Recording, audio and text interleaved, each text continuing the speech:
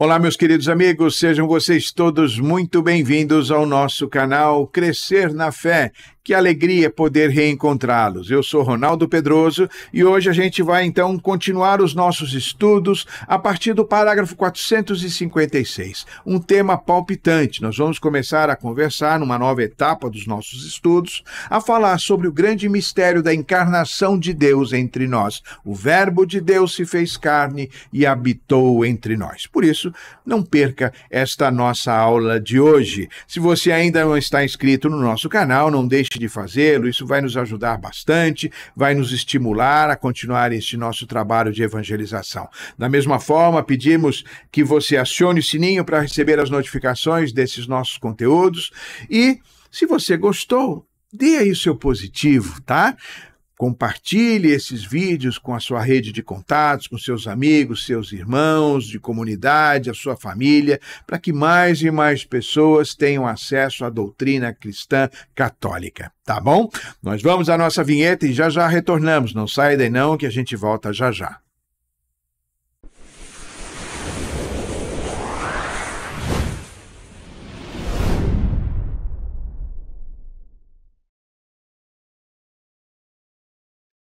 E de volta, então, meus queridos amigos, nós queremos fazer a nossa oração. Vamos nos colocar na presença do Senhor, clamar a Ele que derrame sobre todos nós o seu Espírito Santo. Que este Espírito venha tocar em nossos corações, abrir a nossa mente, o nosso coração, para acolher tudo aquilo que Jesus quer nos ensinar no dia de hoje. Que nós possamos ser dóceis à ação do Espírito Santo, tirando do nosso interior toda sorte de resistências. E eu convido você a rezar comigo.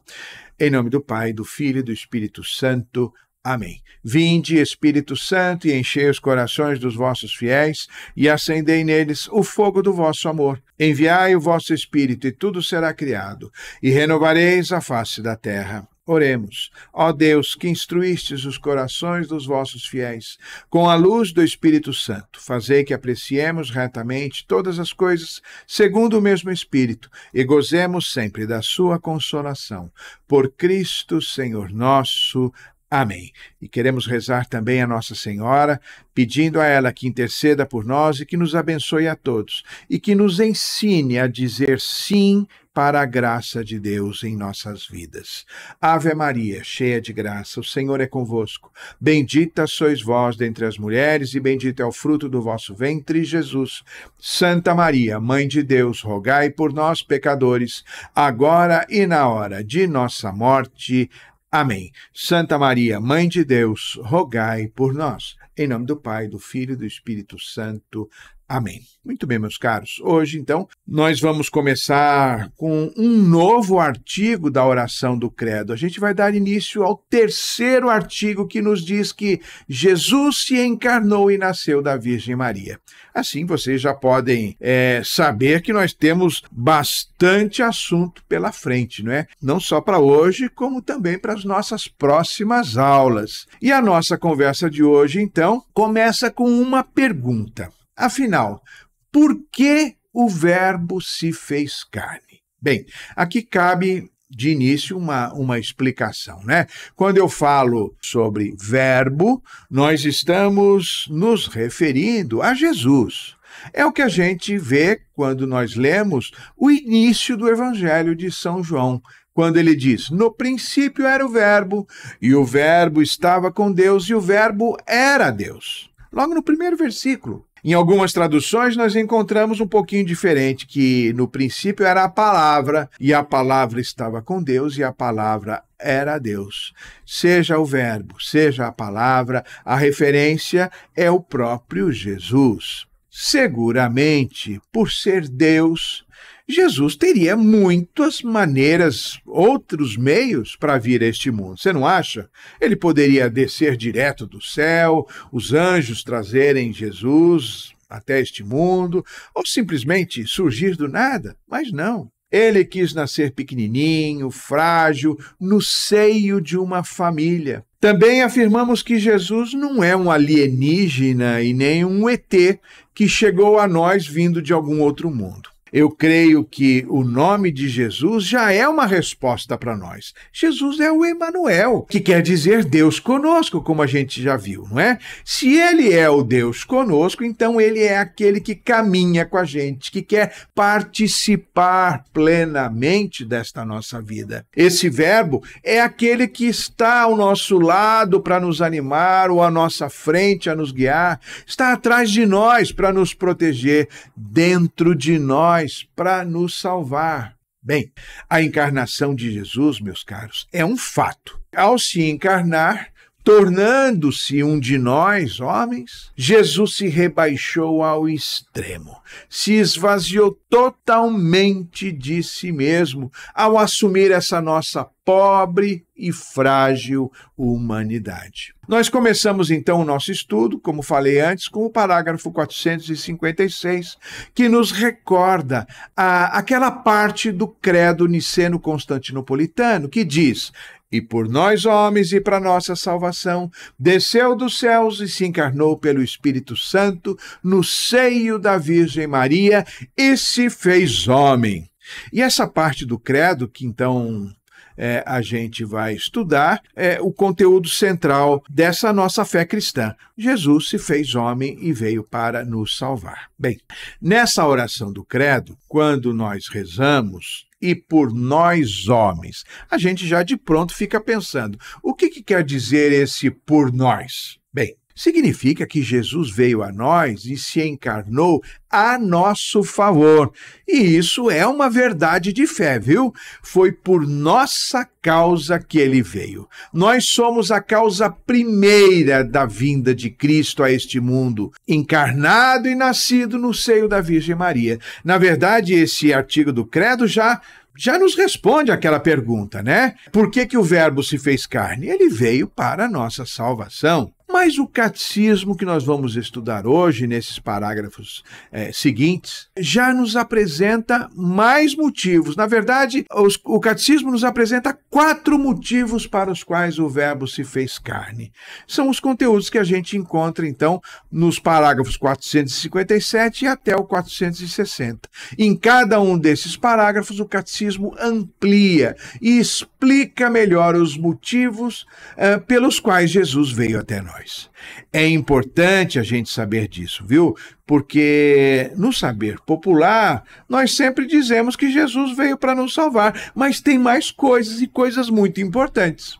O primeiro motivo, sim, é claro, Jesus veio a este mundo para nos salvar, sim. E o primeiro motivo, a razão primeira dele ter vindo para nos salvar é o seu amor. É o que nos afirma o Evangelho de João. "Com efeito, de tal modo Deus amou o mundo, que lhe deu o seu Filho único, para que todo aquele que nele crer não pereça, mas tenha a vida eterna."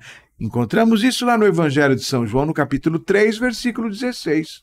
Mas é importante a gente saber que a salvação que Jesus nos obteve, através da sua encarnação, vida, paixão, morte e ressurreição, essa salvação, ela é muito maior do que a gente pode supor ou que a gente possa pensar. Começa que muitas pessoas não compreendem ou valorizam esta salvação porque não sabem que sem essa salvação nós estaríamos condenados. É verdade. Chegam a pensar, me salvar do quê? Eu não matei, eu não roubei, então não tenho nada do que ser salvo. Grande engano, viu?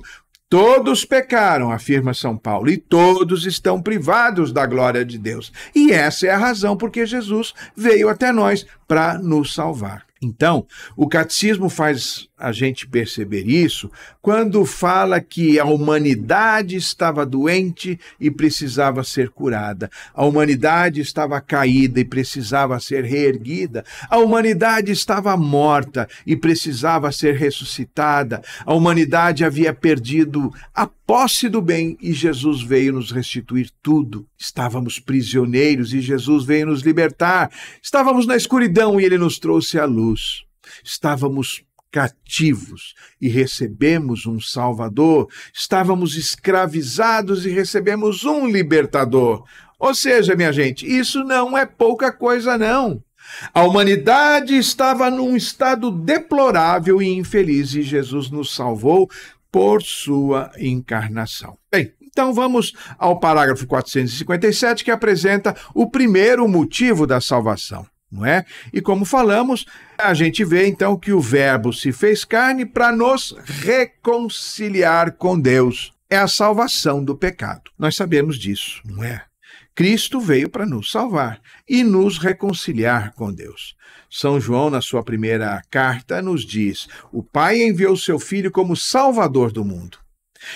E essa salvação aconteceu não por nossos méritos, porque a gente não tem mérito algum, mas por pura graça.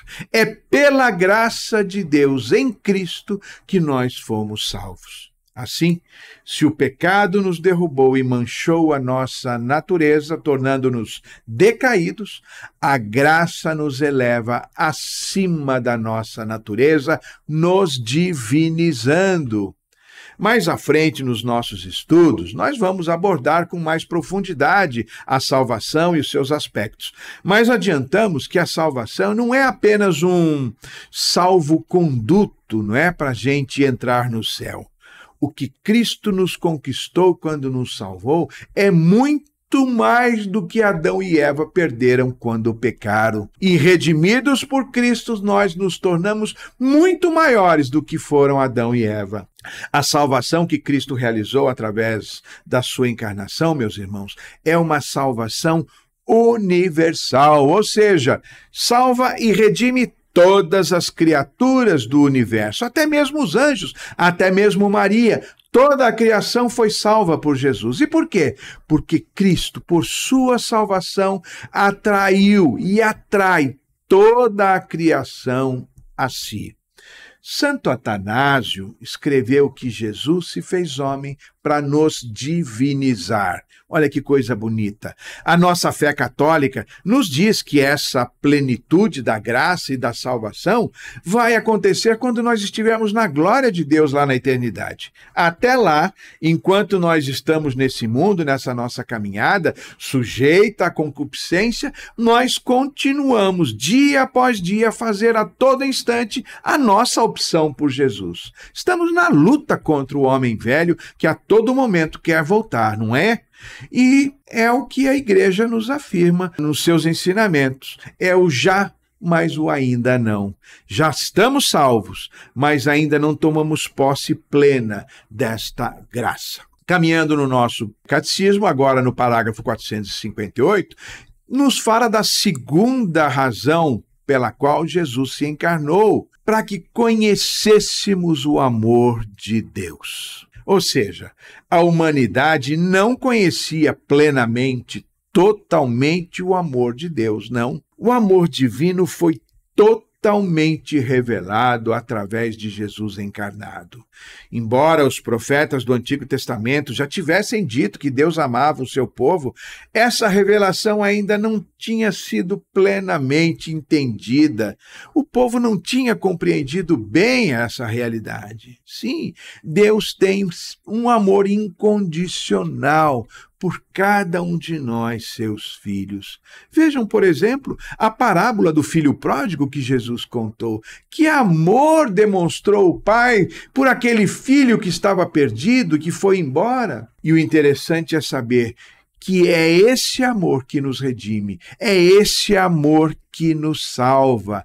A encarnação de Jesus em si mesma já é uma infinita manifestação do amor de Deus por nós.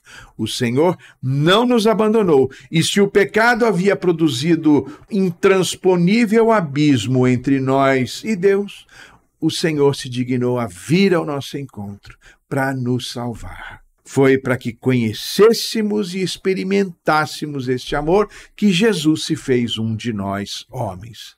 Nesse amor, nós somos restaurados, nós somos curados, recebemos roupa nova, anel, sandália nos pés, como nos fala a parábola do filho pródigo. É o amor que nos salva, meus queridos amigos.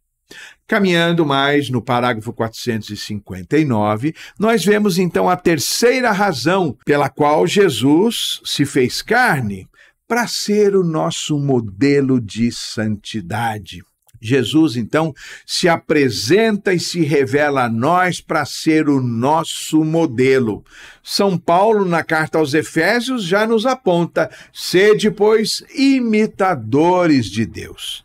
A Constituição Pastoral Gaudium et Spes do Concílio Vaticano II, no seu parágrafo número 22, nos diz que o mistério do homem, só no mistério do Verbo encarnado se esclarece verdadeiramente. E completa dizendo que Cristo revela o homem a si mesmo. Ou seja, em Cristo e em seu modelo de santidade, o homem se descobre a si mesmo.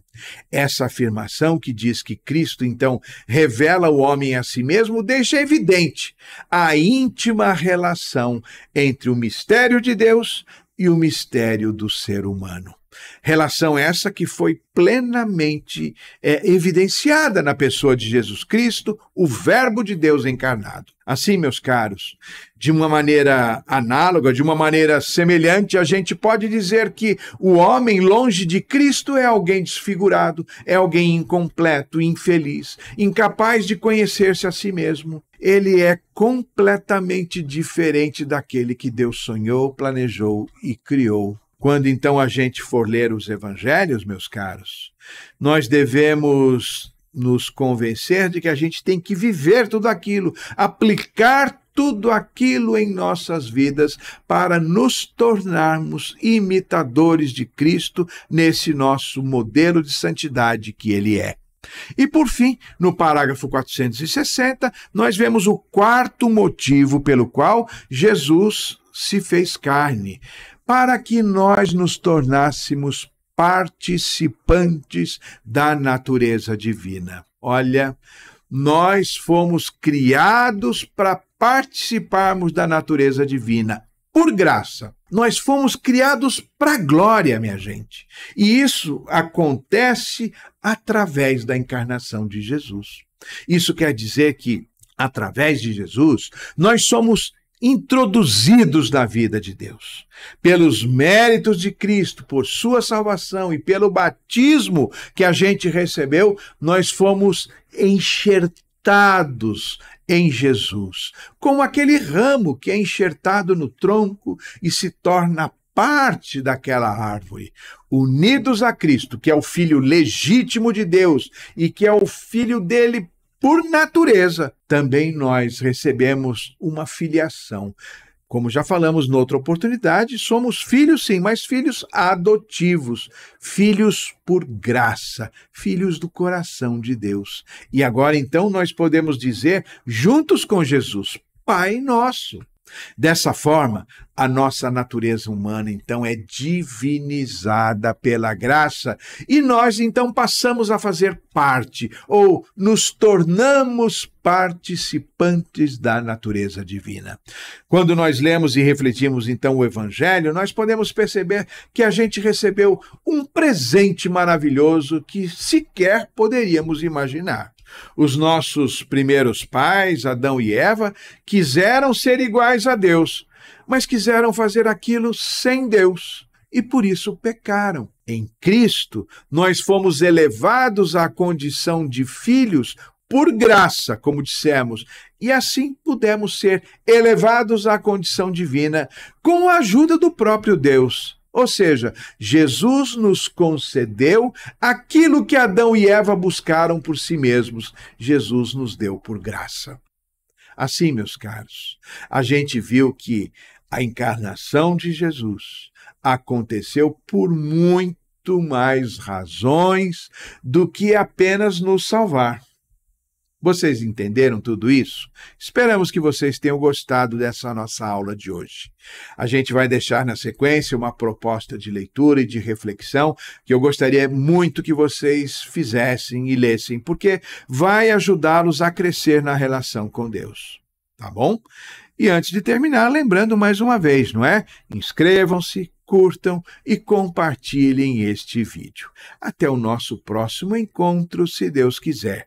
Nós estivemos reunidos em nome do Pai, do Filho e do Espírito Santo. Amém. Um forte abraço a todos.